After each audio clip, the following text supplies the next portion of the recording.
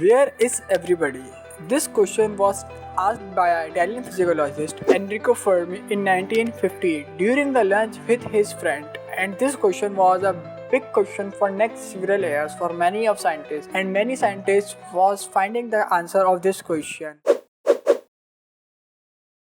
What is Fermi paradox? हमारा universe 93 billion light years जितना बड़ा है, यानी हमें हमारे पूरे यूनिवर्स को एक चक्कर लगाने में 93 बिलियन लाइट ईयर्स से ज़्यादा का वक्त लगेगा। साइंटिस्ट के मुताबिक हमारे यूनिवर्स में 200 बिलियन से लेकर 2 ट्रिलियन तक गैलेक्सीज मौजूद हैं और हर गैलेक्सी के अंदर 200 बिलियन से ज़ायद स्टार्स मौजूद हैं। अगर हर स्टार के पास 2 प्लैनेट भी हों तो इट्स रफ टू कैलकुलेट। अगर हमारा यूनिवर्स इतना बड़ा है so why we can't find the aliens? Fermi paradox को सॉल्व करने के लिए 1961 में doctor Frank Drake was drive equation to solve the Fermi paradox. Basically उनका ये इक्वेशन ड्राइव करने का मकसद ये देखना था कि एक सिविलाइजेशन कितनी ज़्यादा एडवांस हो सकती है। जब हमें प्रॉब्लम्स पता है, इक्वेशन भी पता है, तो इसका सॉल्यूशन भी पता होगा, राइट? बट नहीं, क्योंकि साइंटिस्ट अभी तक इस इक्वेशन को पूरी तरीके से नहीं समझ पाए हैं। But US intelligence officer said we found the non-humogenic intelligent element from the trash site. If you believe we have crashed craft,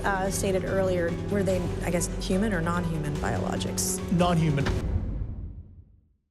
Why we can't find the aliens? Scientist के मुताबिक इसकी 2 बेस्ट थ्योरीज मैं आपको बताता हूँ। Number 1, 1974 में 16 नवंबर को ये मैसेज हमारे सोलर सिस्टम में ग्लोबल क्लस्टर M13 की तरफ भेजा गया था, जो कि हमारे अर्थ से लगभग 50,000 बिलियन लाइट ईयर दूर है। अगर किसी दूसरी सिविलाइजेशन को ये मैसेज मिल भी जाता है तो इसका रिप्लाई आने में 25,000 बिलियन लाइट ईयर से भी ज़्यादा वक्त लगेगा। और उसकी क्या गारंटी है कि हम इंसान जब तक अर्थ पे मौजूद होंगे, क्योंकि इस पूरे प्रोसेस को होने में 50,000 बिलियन लाइट ईयर से भी ज़्यादा का वक्त लगेगा। और ये इतना टाइम है कि किसी भी सिविलाइजेशन को एक प्लैनेट पे पैदा होने से लेकर ख़ुद को हद से ज़्यादा एडवांस करने और ख़त्म हो जाने के लिए बहुत है। Frank Fenner, the Australian microbiologist, in 2010 predict that the human will extend within 100 years due to overpopulation. Earth पे 8 बिलियन से ज़्यादा लोग हैं और 8 बिलियन से ज़्यादा लोग अर्थ की हद से ज़्यादा रिसोर्सेज को इस्तेमाल कर रहे हैं। हम हर साल जितनी रिसोर्सेज को इस्तेमाल करते हैं, हमारा अर्थ उसकी आधे से भी कम रिसोर्सेज को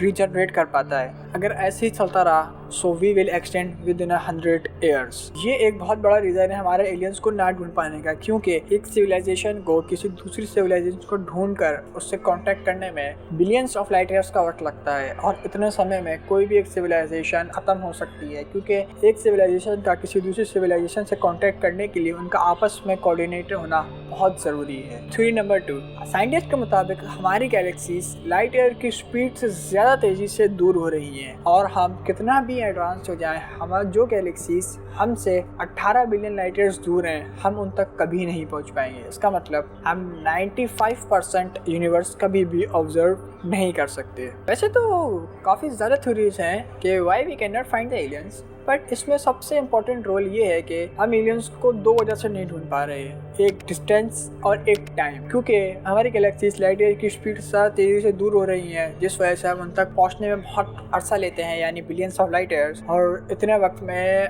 किसी भी सिविलाइजेशन का ख़त्म हो जाना बहुत आम सी बात है। हो सकता है कि इतनी डिस्टेंस की वजह से हम उनसे कॉन्टेक्ट ना कर पा रहे हो सकता है कि इतने बड़े यूनिवर्स में कोई दूसरी सिविलाइजेशन एग्जिस्ट करती हो, बट हम उसे टाइम और डिस्टेंस की वजह से ना ढूंढ पा रहे हो।